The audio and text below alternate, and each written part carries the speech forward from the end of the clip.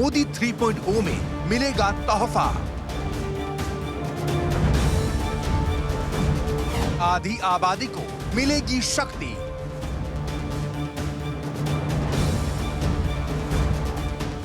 आएगा उम्मीदों वाला बजट।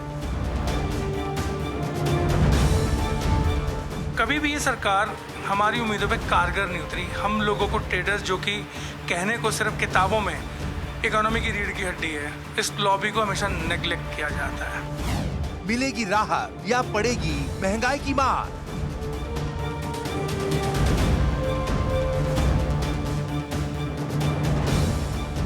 हर चीज़ महंगाई है, मतलब रोज़मर्रा की जो चीज़ें हैं वो थोड़ा सस्ता होना चाहिए। महिलाओं का बजट गड़बड़ा रहा है या ठीक ठाक है? नहीं, बजट तो गड़बड़ा रहा है हमारा। जैसे सब्जी महंगी हो गई है, बिजली का बिल महंगा है। क्या टैक्स स्लैब में मिलेगी रियायत? तो अगर आपको बेस बढ़ाना है तो स्लैब को थोड़ा मॉडरेट करिए, ताकि लोग ये समझें कि भाई गवर्नमेंट को चलाना है, देश को चलाना है, तो हमको भी कंट्रीब्यूट करना है। व्यापारियों को मिलेगा बूस्टर। आप लोग व्यापारी हैं, देश चला रहे हैं, क्या कुछ लग रहा है इस बार बजट में आप लोग के लिए क्या कुछ खास होगा? इस बार तो उम्मीद बहुत ज़्यादा है, कोई परेशानी बहुत परेशान है। इस बार उम्मीद है कि शायद कुछ मोदी सरकार उसके लिए सोचे कुछ।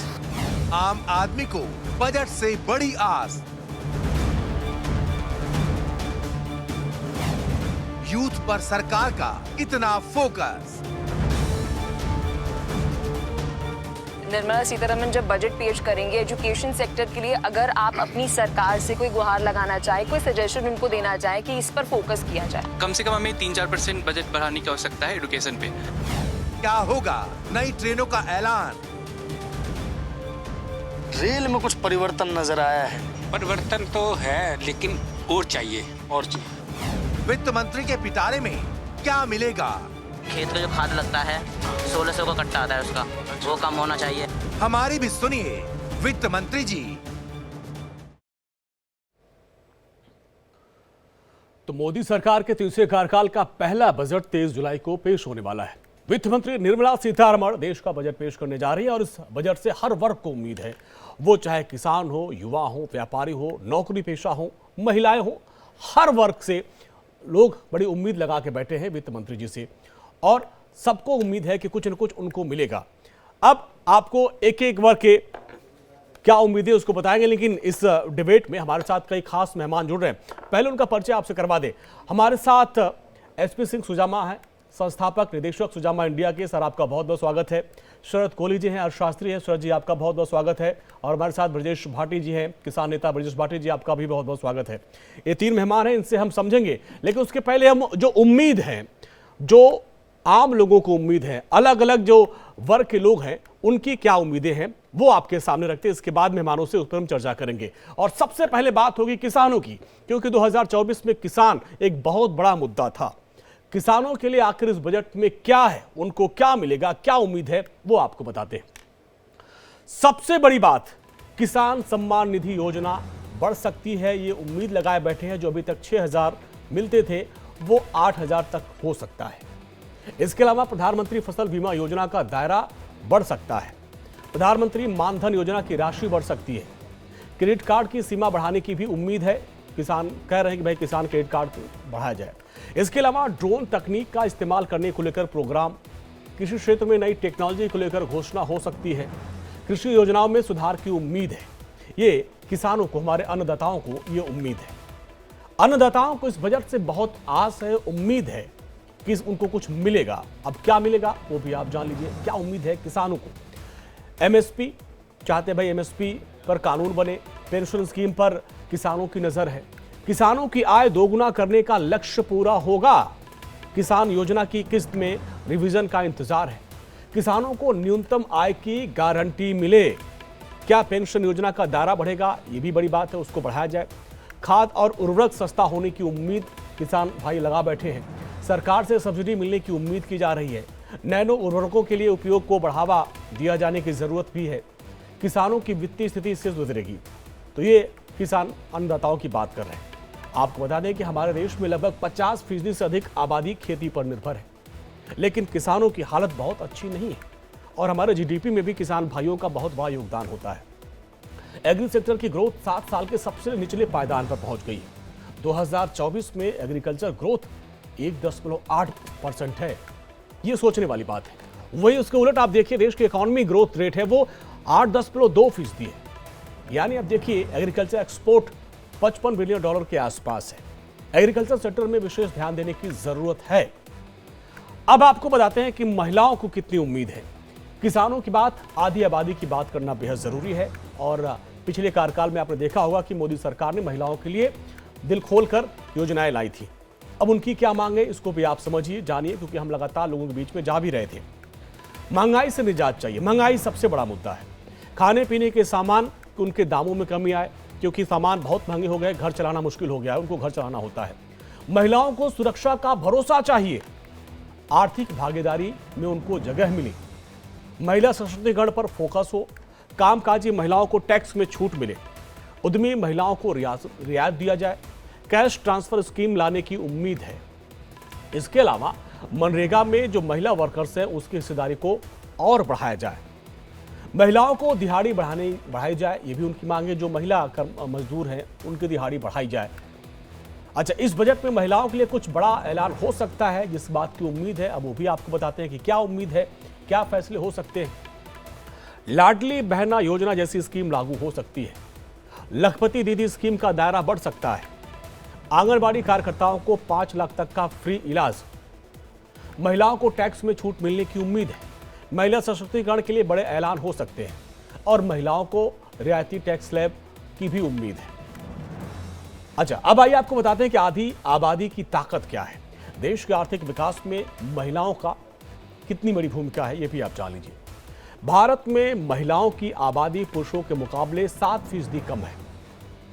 भारत में जो कुल आबादी है वो 142 करोड़, जिसमें पुरुष की आबादी लगभग 73 करोड़ है और महिलाओं की आबादी 68 करोड़।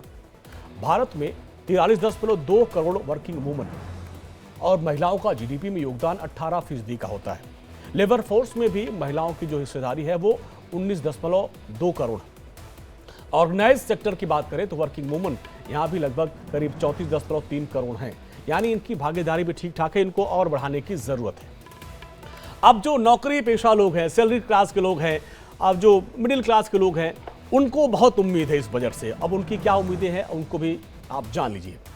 बजट से नौकरी पेशा लोगों के लिए उम्मीद बढ़ सकता है स्टैंडर्ड डिडक्शन लेवल, और खासकर इसमें भी धारा 80C में छूट बढ़ने की उम्मीद की जा रही है। टैक्स में थोड़ा राहत मिले, एनपीएस में बदलाव और ऐसी उम्मीद है। सैलरी पर अधिकतम टैक्स हो सकता है कम, जैसे थोड़ी राहत मिले। बढ़ सकता है हाउस रेंट अलाउंस, चिकित्सा बीमा प्रीमियम में भी बढ़ोतरी की उम्मीद है। तो ये उम्मीद है हर सैलरी क्लास के लोगों की। अब आप जानिए कि अभी टैक्स स्लैब क्या है, जिसमें कहा जा रहा है उसको और बढ़ाया जाए। तो टैक्स स्लैब को जान लीजिए। अब आप देखिए 0 से 3 लाख तक की अगर आपकी कमाई है तो आप उसमें देखिए 0%, लेकिन इसके बाद 3 से 6 लाख तक में आप देखिए 5%, 6 से 9 लाख तक 10%, 9 से 12 लाख का अगर आपकी आमदनी है तो 15%, 12 से 15 के अगर बीच आपकी आमदनी है तो 20%, और 15 से उससे अधिक है तो 30% है। और इसमें थोड़ी रियायत की उम्मीद आज हर कोई कर रहा है।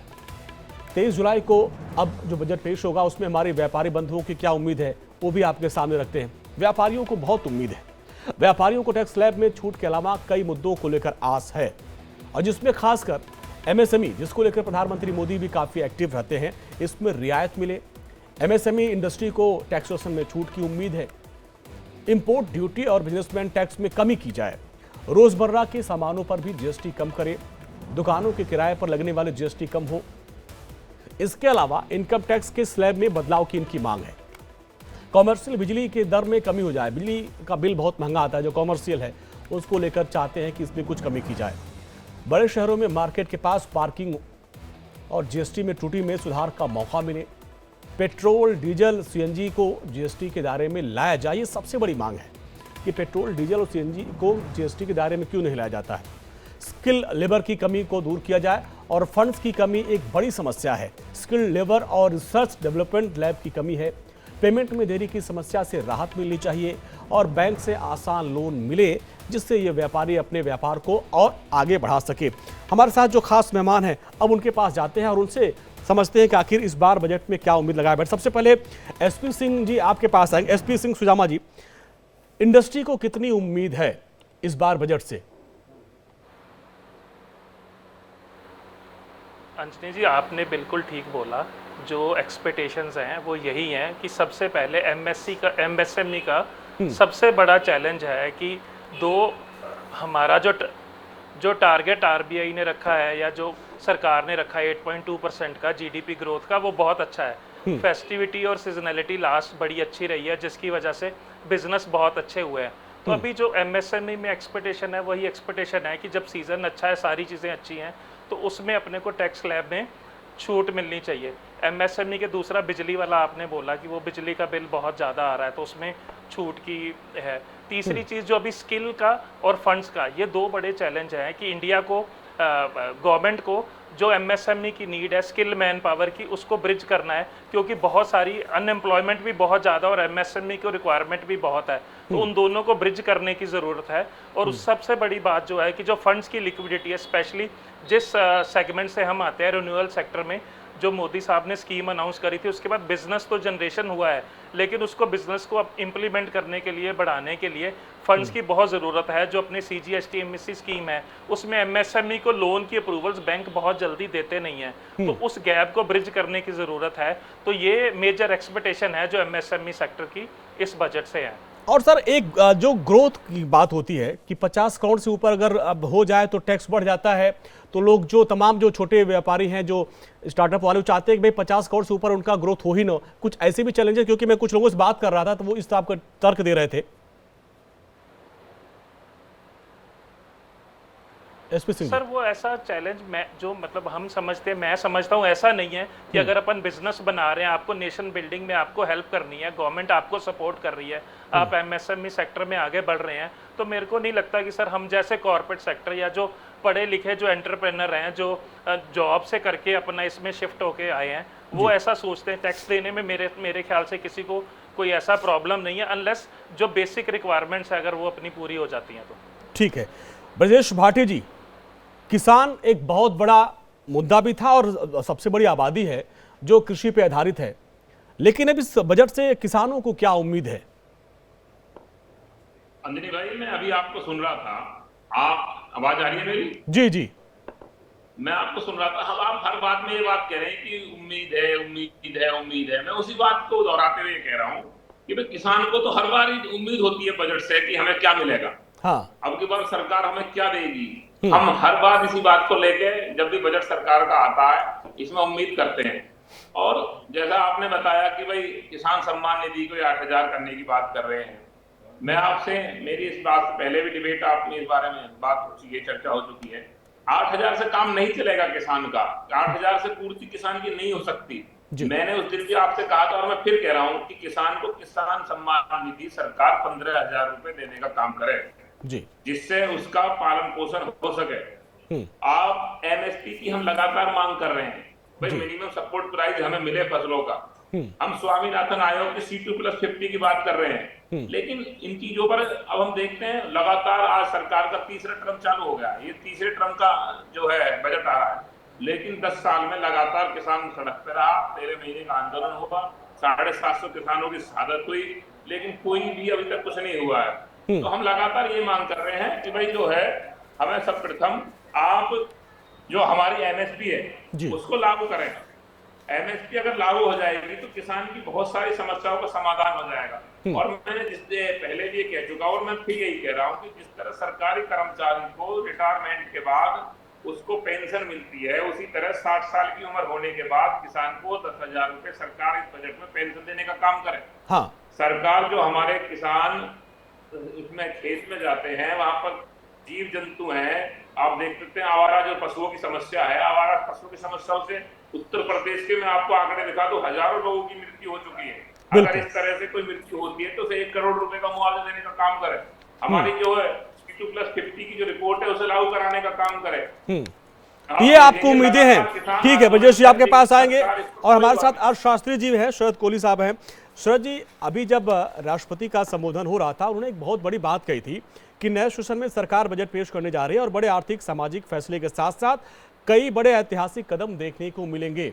और पिछली बार भी जब बजट पेश किया गया था, हमने आपसे बात की थी, आपने कहा था कि ये दूरगामी सोच वाला बजट है। तो इस बार क्या उम्मीद?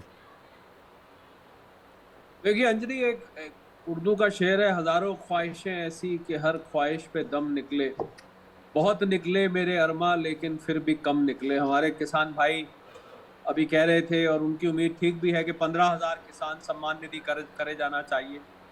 15,000 मुझे लगता है अभी बहुत दूर की सोच है, पर ठीक है, ज्यादा मांगेंगे तब कुछ ना कुछ मिलता है। देखिए बजट की मैं बात करूं तो प्रधानमंत्री जी ने जिन 4 जातों का जिक्र किया, GYAN, गरीब, युवा, अन्नदाता और नारी जी, मैं उसको नई परिभाषा देना चाहूंगा। उसमें M जोड़ना चाहूंगा, ज्ञान से वो ज्ञानम, मैंने उसको नई परिभाषा दी। और M क्या है अंजनी? M है मिडिल क्लास। मुझे लग रहा है सबसे ज्यादा अगर किसी की आकांक्षाएं हैं इस बजट से, सबसे ज्यादा जी, तो वो मिडिल क्लास की है, क्योंकि मिडिल क्लास को लगता है हमारे किसान भाई को मांगते हैं निरंतर, कुछ ना कुछ उनको मिल भी जाता है। और जो बहुत गरीब हैं उनको आज 80 करोड़ लोगों को अन्न भी मिल रहा है, गरीबों के लिए भी सरकार निरंतर प्रयासरत रहती है। और अमीर लोगों को फर्क नहीं पड़ता है, जो बीच में जो लोग रह जाते हैं वो है मिडिल क्लास। तो मैं समझता हूं इस ज्ञान को ज्ञानम करके अब देखना चाहिए।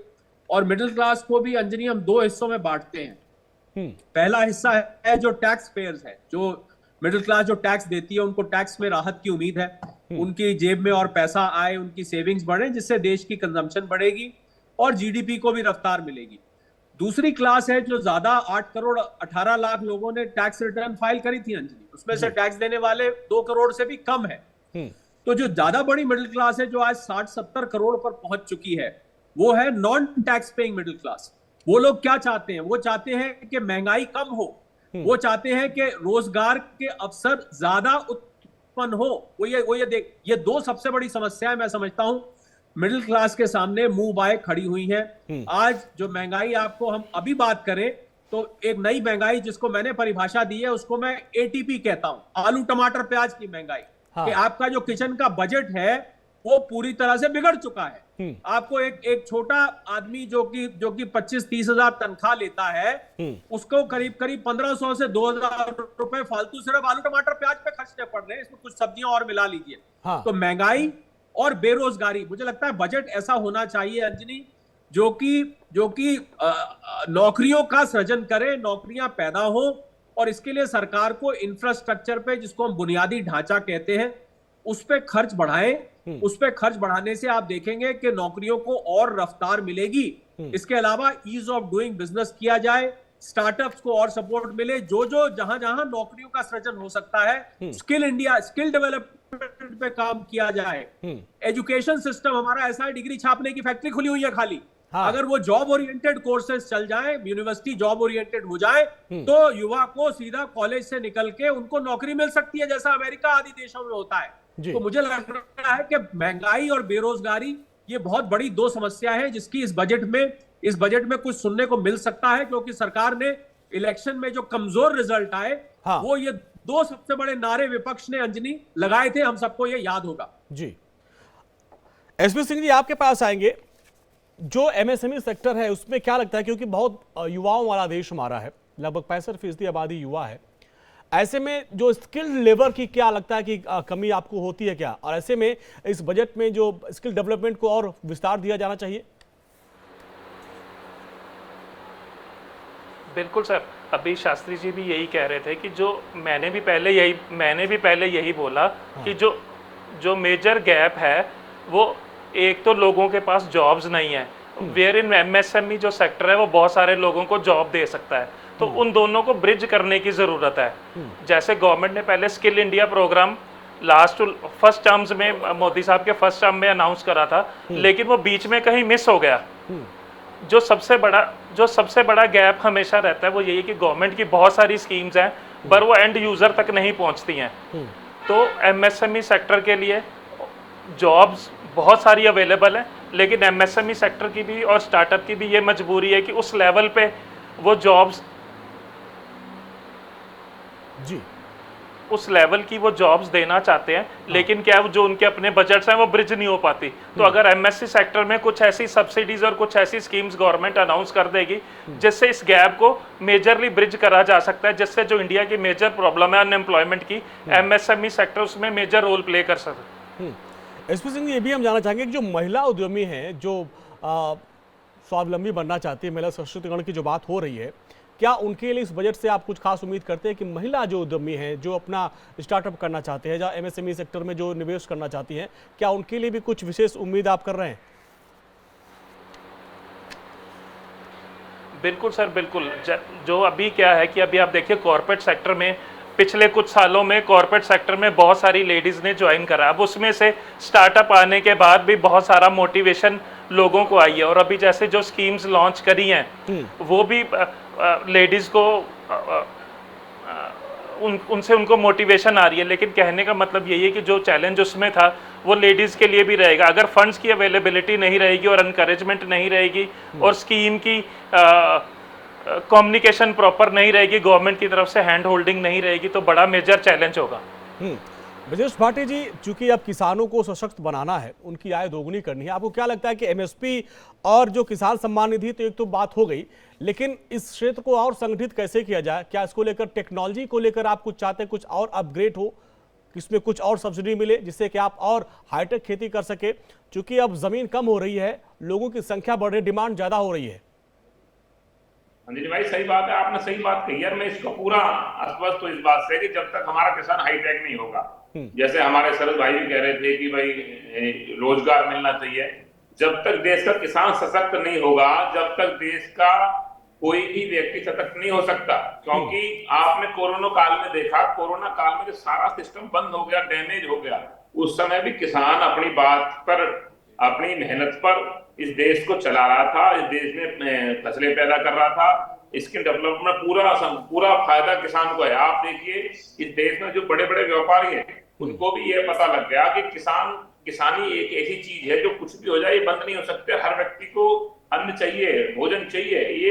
ये इतना बड़ा स्केल है कि आप इसमें जो है, अगर हम सब लोग मिलके और सारे हमारे जैसे साथी और बैठे हैं बता रहे हैं कि हमें किस तरह आगे बढ़ना चाहिए, सर्वप्रथम तो सरकार को इसमें हमारी मदद करनी पड़ेगी। सरकार को इसमें ये देखना पड़ेगा किसान को सशक्त करने के लिए आप हमें संसाधन पर सब्सिडी दे। जिस तरह उत्तर प्रदेश में माननीय योगी जी ने कहा था कि बिजली फ्री मिलेगी, लेकिन यहाँ पर उल्टा हो रहा है। यहाँ पर ट्वेल्व पे मीटर लगाने का काम कर रहे हैं। यहाँ पर तुम देखोगे किसान पर जो कर्ज मुक्ति की बात थी वो नहीं माफ हुई, आज तक ₹1 किसान का माफ नहीं हुआ। किसान आत्महत्या कर रहा है, परिवार खत्म हो गए। ये कहाँ से सशक्त होंगे, कहाँ से आप हमें हाईटेक करने की बात कर रहे हैं? एक तरफ जो आप योजनाएं ला रहे हैं उसको खत्म करने का काम कर रहे हैं। तो आपको इस चीज को समझना पड़ेगा। सरकार इस बात में कतई भी कोताही नहीं बरते कि जब तक किसान को उसकी सुविधाएं नहीं मिलेंगी उसको। अब आप देख लीजिए, डाई का कट्टा 50 किलो का आता था, सरकार ने 50 किलो में 5 किलो चुराना शुरू कर दिया, 45 कर दिया, उसका 300 रुपये वजन बढ़ा, उसका रेट बढ़ा दिया। किसान कहाँ से सशक्त हो जाएगा? तो मेरा अंजलि भाई कहने का मतलब ये है कि जब तक हमारे निचले स्तर के किसान पर, जैसे अभी हमारे भाई कह रहे थे कि भाई बड़ी बात है कि 15,000 मांगनी चाहिए किसान निधि, मैं आपको बता दूं 6,000 रुपए जो किसान नीति है वो भी हमारे कम से कम 10 से 15% ऐसे लोग हैं जिन पर नहीं पहुंच रही है। ये बहुत बड़ा सवाल है। मैं आपके चैनल के माध्यम से जो हमारी वित्त मंत्री है उन तक सीतारमन जी बात को पहुंचाना चाहूंगा कि जो 6,000 रुपए हमारी किसान नीति है वो भी नहीं पहुंच रही है। ठीक है, आप किसान की मदद कर रहे हैं तो आप हमारी मदद इस तरह से कर सकते हैं, जो बिजली के, जो हमारे बिजली के बिल है उनको आप माफ कर सकते हैं। किसान को कर्जा, ये पॉइंट है, ये आपका पॉइंट है। शरद जी देखिए, हर बार बजट को लेकर हम लोग जो पहले बात करते हैं तो एक सबसे पहली बात होती है कि जो टैक्स स्लैब है उसमें क्या बदलाव आएगा, 80C और 80D में क्या कुछ बदलाव होगा, ये सबसे फेवरेट सवाल होता है।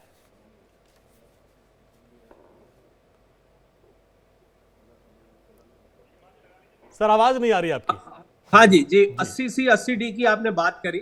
हाँ, हमें ये नहीं भूलना चाहिए कि अब वित्त मंत्री महोदया जो है उनका फोकस है न्यू रेजीम की तरफ। आपको पता होगा टैक्स की 2 रेजीम्स हैं। हाँ। तो जो न्यू रेजीम है उसमें कोई डिडक्शन नहीं है, कोई एग्जेम्पशन नहीं है, वो सीधी चलती है। वो चाहती है कि लोग ये 80C 80D से निकल के और सीधा 3 लाख 6 लाख 9 लाख जो स्लैब्स की आप शुरू में जिक्र कर रहे थे, उन स्लैब्स के ऊपर लोग आ जाएं। मुझे आप इजाजत दें तो मैं हमारे जो किसान भाई जो बात कह रहे थे मैं उसमें कुछ जोड़ना चाहूंगा। जोड़ना ये चाहूंगा कि जिस सेक्टर पे 60 से 70% जनता निर्भर है एग्रीकल्चर सेक्टर पे, प्रत्यक्ष या अप्रत्यक्ष रूप से, उसका जीडीपी में योगदान अंजनी मात्र 17-18% है। तो ये इस बात को बताता है कि कृषि सेक्टर आज भी मुनाफे में नहीं है। और कृषि सेक्टर का मुनाफे में ना होना बहुत बड़ी चिंता की बात है कि ज्यादातर किसान जो है वो अपना जैसे तैसे करके गुजारा कर रहे हैं। ये जो जैसे तैसे करके गुजारा है ये बहुत ही चिंता की बात है। तो मुझे लग रहा है कृषि क्षेत्र में तुरंत सरकार को बजट के माध्यम से ऐसे कदम उठाने पड़ेंगे जिससे कि किसी तरह कृषि क्षेत्र, जिसको हम अन्नदाता का दर्जा देते हैं, वो मुनाफे में आए। अब किसान का बेटा अपने बेटे को ना कहे बेटा हमने तो जिंदगी मिट्टी में काट ली, तू जा शहर में अपनी जिंदगी बना। ये जो घर में डायलॉग सुनने को मिलता है, जिसकी वजह से शहरों में पलायन हो रहा है और उसी की वजह से बेरोजगारी की समस्या भी ज्यादा हो रही है। अंजनी 4 प्रकार की बेरोजगारी होती है। एक वो होती है जो नौकरी करना नहीं चाहते हैं, दूसरी होती है जो जिनको नौकरी मिलती नहीं है, तीसरी होती है जिसको हम डिस्गाइज अनएम्प्लॉयमेंट कहते हैं। डिस्गाइज का मतलब 1 एकड़ का खेत है, उसमें घर के 6 लोग लगे हुए हैं, तो आपकी कमाई होती है 1 लाख और 6 आदमी उसमें लगे हुए हैं। और चौथी बेरोजगारी होती है जिसको हम अंडर एम्प्लॉयमेंट कहते हैं कि अगर आपके पास हफ्ते में 1 घंटे का भी काम है तो आपको उसको रोजगार मान लेते हैं। तो मुझे लग रहा है बेरोजगारी के जो पैमाने हैं उसका आकलन सही तरीके से होना चाहिए, उसके पैमाने ठीक तरीके से होने चाहिए। और जब तक हम किसानी को मुनाफे में नहीं लाएंगे, मैं समझता हूं हम देश से गरीबी और बेरोजगारी की समस्या का निस्तारण नहीं कर पाएंगे। इस बात में कोई दो राय नहीं। और एक बात में और मुझे 30 सेकंड दीजिए कि ये जो अमीरी और गरीबी के बीच की जो खाई है, मुझे लग रहा है इस खाई को भरने की जरूरत है। क्योंकि जो के शेप्ड रिकवरी जिसकी अक्सर बात की जाती है कि अमीर और अमीर हो जाता है, गरीब या तो गरीब होता है या वहीं का वहीं खड़ा रहता है, उससे खाई बढ़ जाती है। तो बजट में ऐसे प्रावधान लाने चाहिए जिससे कि ये खाई भरी जाए और ये जो गैप है इससे सामाजिक समस्याएं भी इससे खड़ी हो जाती है। मुझे लग रहा है बजट को फॉरवर्ड लुकिंग होना चाहिए और बजट को अगर देश को विकसित देश की तरफ ले जाना है 2047 तक, तो इस बजट को एक क्लियर रोड मैप देना पड़ेगा, इसमें कोई दो राय नहीं। सिंह साहब आपके पास आते हैं, एमएसएमई और हम स्टार्टअप की बात करें तो इसके जरिए रोजगार का सृजन होता है, लेकिन जैसे आपने कहा कि थोड़ा सा जो लोन है उसको और सरल किया जाए उस प्रक्रिया को, लेकिन जो बेरोजगारी की बात जैसा कि शरद सर ने कही, अगर एमएसएमई बेहतर काम करे, स्टार्टअप बेहतर काम करे तो जो बेरोजगारी की समस्या वो भी दूर हो सकती है। तो इस मद में आप क्या चाहते हैं, उम्मीद का आपकी क्या है? सर बेरोजगारी और इसकी तो मैंने बोला कि जैसे एमएसएमई सेक्टर में बहुत सारी वैकेंसीज हैं, लेकिन वो ब्रिज नहीं हो पाती क्योंकि आपको हमेशा स्किल्ड मैन पावर ही चाहिए। लेकिन अगर जो स्किल इंडिया वाला प्रोग्राम था, अगर वो मैन पावर को ट्रेंड करके दे दें और कुछ उसमें सब्सिडी दे दें तो दोनों प्रॉब्लम सॉल्व हो सकती हैं। बेरोजगारी की प्रॉब्लम भी सॉल्व हो सकती है और एमएसएमई की जो स्किल मैन पावर की प्रॉब्लम है वो भी सॉल्व हो सकती है।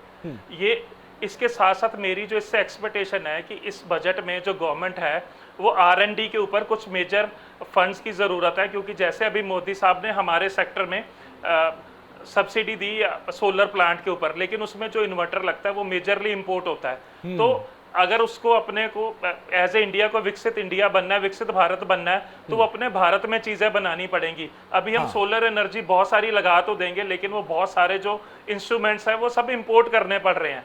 तो मेजर R&D में, सस्टेनेबल इंफ्रास्ट्रक्चर में वो गवर्नमेंट को और बजट देना चाहिए और साथ के साथ स्किल इंडिया और जो सबसे मेजर जो चैलेंज आपने सोलर एनर्जी की बात की, सोलर एनर्जी की बात की और इसको लेकर तमाम कोशिशें हो रही हैं, गांव में लोग इस पर चर्चा कर रहे हैं। तो क्या इसको कोई एक उद्योग का दर्जा मिल सकता है कि गांव में भाई हमने भी अपने एक बीघा खेत में लगा दिया, क्या उससे किस तरीके से लोगों को रोजगार मिलेगा, क्या उम्मीद और कैसे इसको और विकसित किया जा सकता है?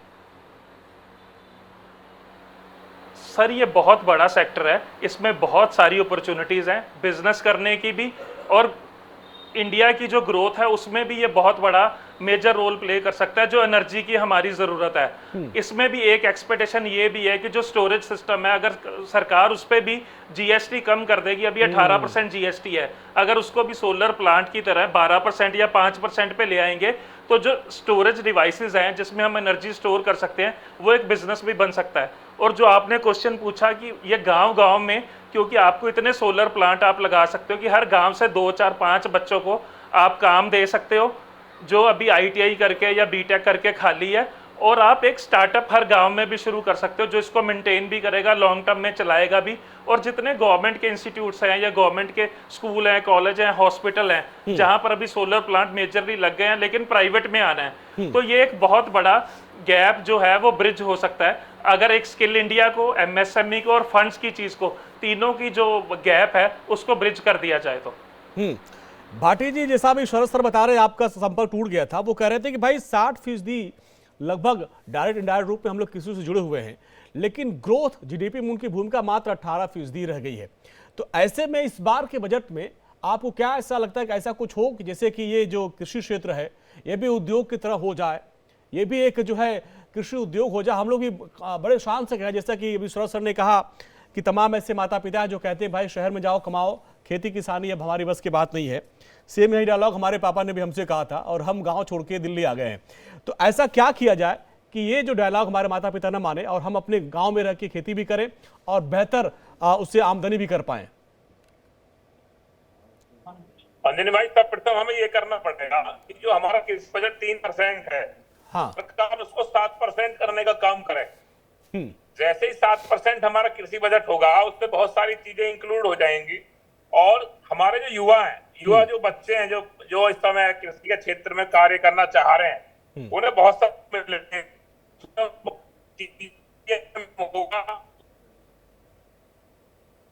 ब्रजेश भाई आपकी आवाज कर रहे, हाँ, उसमें लाभ मिलेगा क्योंकि 3% जो कृषि बजट है वो बहुत कम है, उससे हमारा बहुत नुकसान हो रहा है।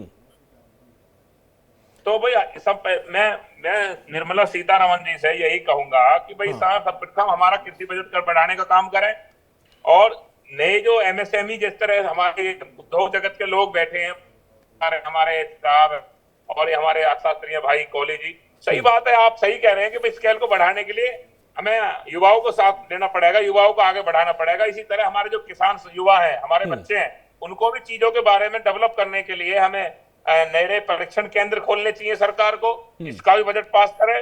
और जिस तरह कृत्रिम खेती होती है और हमारे जो है फूलों की खेती है जो एक्सपोर्ट होती है विदेशों के लिए, इस तरह की चीजें सिखाई जाए। तो मैं इसमें सर्वप्रथम आज आपके चैनल के माध्यम से यही कहूंगा, कृषि बजट को 3 से 7% बढ़ाकर इस बार बजट में काम करे सरकार। ठीक है शरद सर, हमने देखा था कि 2014 से पहले जो कृषि बजट था लगभग 29-30 हजार करोड़ का था। अभी हमने देखा जो अंतरिम बजट किया गया वो 1 लाख लगभग 27 हजार या इसी समथिंग था।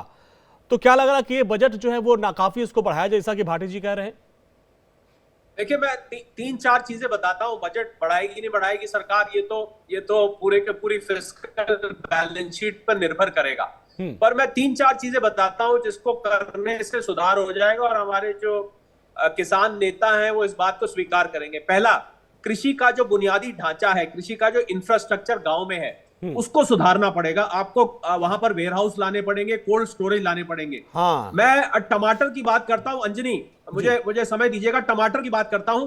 15 से 20 रुपए गांव में टमाटर आज भी मिल रहा है। आप लोग शहर में खरीदते 120 रुपए और 100 रुपए। तो जो किसान रो रहा है बेचते टाइम, ग्राहक रो रहा है शहर में खरीदते टाइम। क्या वजह है? क्योंकि बिचौलियों का रोल, तो मुझे लगता है बिचौलियों का रोल कम होना चाहिए। बुनियादी ढांचा कृषि के लिए गांव में बनना चाहिए। फूड प्रोसेसिंग को, उनकी फैक्ट्रीज को गांव तक लाना चाहिए, जिससे कि सीधा किसान की जो फसल है वो सीधा फैक्ट्री प्रोडक्शन में चली जाए, जिससे उनको अच्छे दाम मिल सके।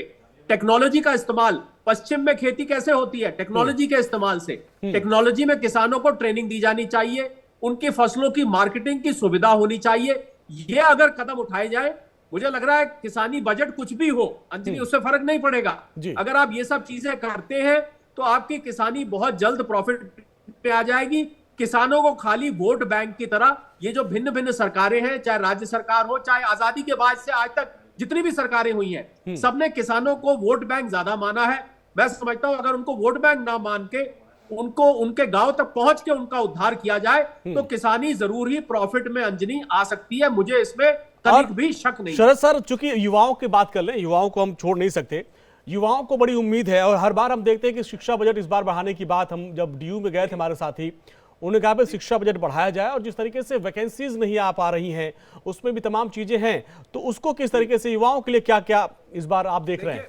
देखिए, युवाओं के लिए पहला कदम है कि हमारी युवा जो एजुकेशन है वो 2 भागों में बटी हुई है। एक पब्लिक स्कूल्स और प्राइवेट स्कूल्स हैं जिनके बच्चों को बहुत अवसर मिलते हैं। एक सरकारी स्कूल है जहां पर छप्पड़ लगा के क्लास लगती है, मास्टर जी भी नहीं आते, उनको बेचारों को पढ़ाई के बाद वो अवसर नहीं मिल पाते हैं। तो पहले तो ये जो गड्ढा है बीच में प्राइवेट और सरकारी पढ़ाई के बीच में, इसको भरे जाना चाहिए। दूसरा, जैसे मैंने पहले कहा कि आपका एजुकेशन सिस्टम जॉब ओरिएंटेड होना चाहिए और उसके बाद कौशल विकास की सुविधा युवाओं को उपलब्ध होनी चाहिए। हमारे अभी प्रवक्ता ने बहुत अच्छी बात बोली कि स्किल डेवलपमेंट मिनिस्ट्री जो कि पहले बनाई गई थी, एक मंत्री साहब भी उनको हटा दिया गया था क्योंकि उसने कोई खास परफॉर्मेंस नहीं करी। चाइना से अंजनी आज दर्जनों कंपनियां भारत आने को तैयार हैं। उनका कहना यह है कि हमारे यहां पर ट्रेन्ड मैन पावर नहीं मिल रही है। नौकरियां हैं पर नौकरी करने वाले जो उस काम को कर सके उनकी कमी है। तो कौशल विकास बहुत जरूरी है, एजुकेशन रिफॉर्म्स बहुत जरूरी हैं। खाली बीए 18 साल, अंजनी में बड़ी बात कहने जा रहा हूं, 18 साल पढ़ाई करने के बाद, बीए बीकॉम करने के बाद बच्चे से पूछा जाता है कि भैया आगे क्या करोगे अब, तो 18 साल तक क्या करता रहा वो? अगर 18 साल की पढ़ाई भी उसको नौकरी नहीं दे सकती है तो मैं समझता हूं हमारे एजुकेशन सिस्टम में कहीं ना कहीं कोई बड़ी खामी है जिसको कि ठीक करे जाना अंजनी बहुत जरूरी। बहुत बड़ा मुद्दा सर आपने उठाया, क्योंकि हम लोग भी इलाहाबाद में तैयारी करते रह गए। हम लोग 35 साल 32 साल उम्र तक तैयारी ही करते रह जाते हैं, इसके बाद लगता है कि अब तो उम्र निकल गई है। ठीक है, अब आते हैं एसपी सर, आपके पास आते हैं। हमने एमएसएमई और स्टार्टअप की बात कर ली, एक सेक्टर जो है रियल एस्टेट सेक्टर की बात कर ले, इनके लोगों को भी बड़ी उम्मीदें हैं। इस बार लग रहा था कि पिछले कई सालों से उसमें बूम नहीं था, लेकिन अब थोड़ा सा बूम है। रियल एस्टेट सेक्टर को लेकर कितनी उम्मीद नजर आ रही है आपको, सिंह साहब? सर रियल सेक्टर तो सर अभी क्या है कि जैसे पहले अपन ने बात करी कि इंडस्ट्री बूम कर रही है, तो अगर अपन उसमें टैक्सेस में कुछ रिलीज होगा तो लोग दोबारा उसमें इन्वेस्ट करना शुरू कर देंगे। और जो जी सर, मैं कह रहा था कि सर जो टैक्स स्लैब्स में अगर छूट मिलेगी, जैसा भी अपन बात कर रहे थे, और लिक्विडिटी तो अभी है क्योंकि सीजनैलिटी अच्छी रही है, तो जो नए फ्लैट्स बन रहे हैं, नई सिटीज डेवलप होती हैं बीसीसी क्लास टाउन में, तो लोग उसमें दोबारा इन्वेस्ट करेंगे। और अगर इंटरेस्ट रेट थोड़ा उसमें और कम हो जाएगा तो लोगों को रियली हेल्प करेगा वो। ठीक है शरद सर, एक आखिरी सवाल, रेलवे को लेकर कितनी उम्मीद? क्योंकि अभी हाल फिलहाल में 2-3 घटनाएं ऐसी हुई हैं, इसको लेकर बड़ी उम्मीद है। जब से मर्ज हो गया बजट, रेलवे को लेकर क्या उम्मीद आपको? देखिए, रेलवे का जो इंफ्रास्ट्रक्चर है, रेलवे बहुत पुरानी है, भारत में आजादी से भी पहले की चल रही है। तो मुझे लग रहा है रेलवे की बहुत सारे जो ट्रैक्स हैं वो अब आउटडेट हो चुके हैं। रेल एक्सीडेंट्स ये बताते हैं कि बहुत सारी आपकी जो रेलवे लाइनें हैं वो पुरानी हो चुकी हैं। रेल के डब्बे, हालांकि वंदे भारत जैसी ट्रेनें लाई जा रही हैं, बुलेट ट्रेन आने वाली है, परंतु जो पुराना रेल का इंफ्रास्ट्रक्चर है उसको सुदृढ़ करना बहुत जरूरी है, जिससे कि एक्सीडेंट ना हो और लोगों को पूरी सुविधा मिल सके। क्योंकि आप ज्यादातर आप जब इंटीरियर्स में जाएंगे भारत के, तो आपको रेल की यातायात बहुत पुराने जमाने की दिखाई देगी। स्टेशन गंदे हैं, वहां टॉयलेट की सुविधा नहीं है, वहां पर रात को रुकने की सुविधा नहीं है। ये सब समस्याएं आपको रेलवे में दिखेगी। तो मुझे लग रहा है पूरा के पूरे रेलवे को इस समय री इन्वेस्टमेंट की जरूरत है, एक तरह से रेनोवेशन की जरूरत है, जिसके लिए सरकार को खर्च करना पड़ेगा। साथ ही साथ रेलवे के मॉडर्नाइजेशन पे भी सरकार को खर्च करना पड़ेगा और रेलवे को आधुनिक बनाने के लिए, वर्ल्ड क्लास बनाने के लिए वंदे भारत जैसी ट्रेन तो ला रहे हैं, परंतु जो रेलवे का स्टाफ है, मेंटालिटी, और मुझे लगता है कहीं कहीं रेलवे की प्राइवेटाइजेशन भी थोड़ी बहुत अगर हो जाए विदेशों की तरह, तो उसमें कोई हर्ज नहीं है अगर यात्रियों को सुविधा मिलती है तो।